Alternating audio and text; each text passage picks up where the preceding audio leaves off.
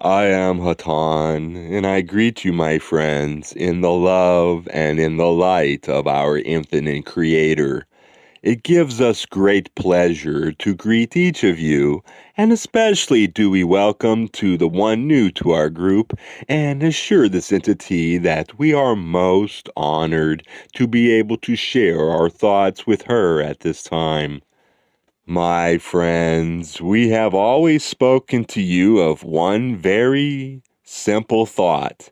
That is the original thought of the Creator.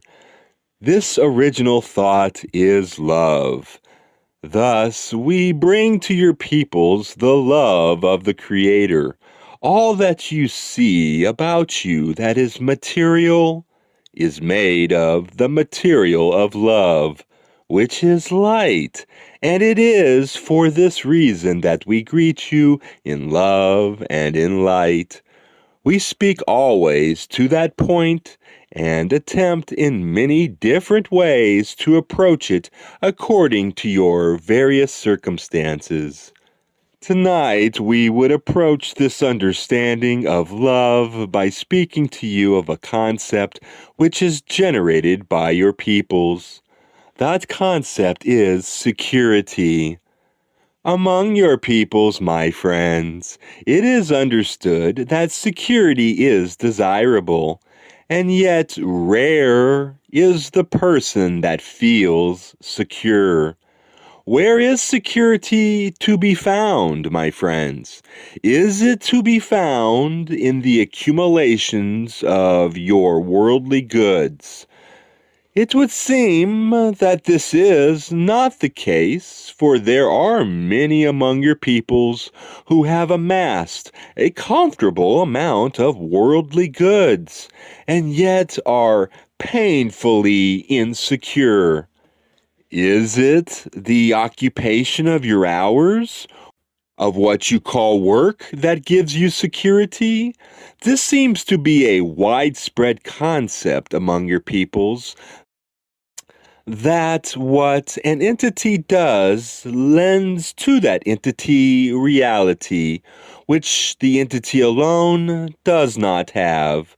To do, then, is to be, and to do represents security.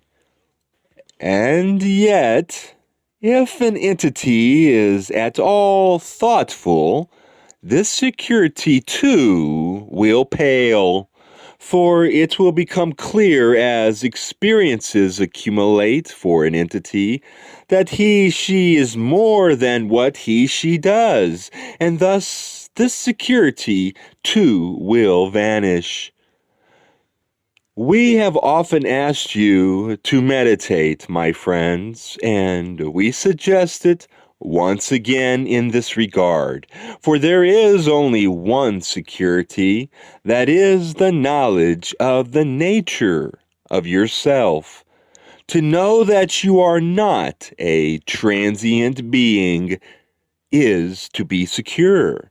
To know that this is an illusion, and that though you participate in it and play your part, that there is an infinite which is part of your makeup, is to feel secure. This knowledge of the self may come spontaneously to a few, but for the most part it is a hard-won knowledge. Serenity, long sought after, is seldom won permanently, and so, day by day, you must seek knowledge of your true nature, of your true oneness with love in meditation. It does not matter what the technique may be for your meditation. It matters only that you desire to seek the truth of your own nature and of the nature of the creation. As you look about you, you may see great evidence, my friends, of your people's striving for security. As you sit within this domicile, you sit within a location which has been carefully planned to increase security of entities, and so it shall do for a brief period of your time. One day, my friends, these entities will be in this dimension no more. They will leave their shell, their securities, their misconceptions of what security is, and they will embark upon a very interesting journey, my friends. Guess what? In meditation, you may begin that journey now. You may become aware of the infinite nature of yourself while in this illusion, and knowing this, your behavior may be such that the Creator's love may find its way through the channel of your being with more ease. The concept of security in its reality is not difficult to understand, my sisters and brothers, for true security lies not in that which one possesses, but rather in that which one gives away. If you would seek security, seek it in service, for service is the path upon which the soul, as you call it, rises through the planes of the universe.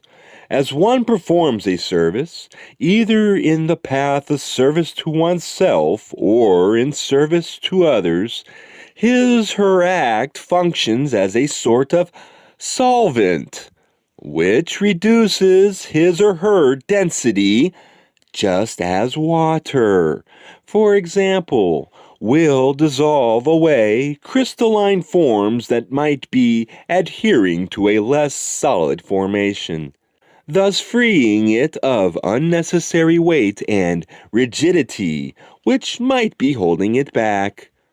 Consider, if you will, how a spring might be pressed and then coated with a solid substance that, if allowed to remain, would keep the spring forever compressed, never allowed to release its pent energy to grow and expand. Service for the individual is that which dissolves away the more dense actions, the more dense perceptions and prejudices that we use to force ourselves to retain a form which needs to be dissolved away, allowing us to use the energy contained within us and release ourselves from self-imposed bondage. Therefore, my sisters and brothers, if you would be secure, then be secure in your striving. Find your contentment in accelerated growth.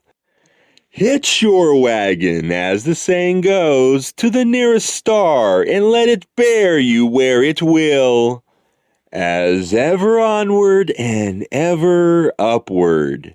And that, my sisters and brothers, is the objective of your striving.